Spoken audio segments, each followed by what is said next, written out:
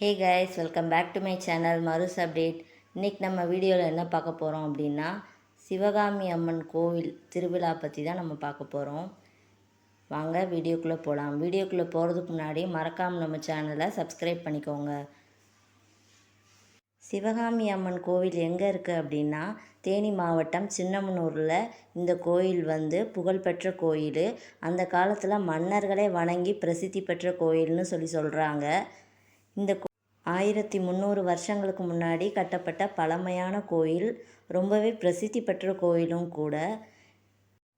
15 வருஷங்களுக்கு அப்புறமா இப்போ தான் இந்த கோயிலில் கும்பாபிஷேகம் நடக்குது.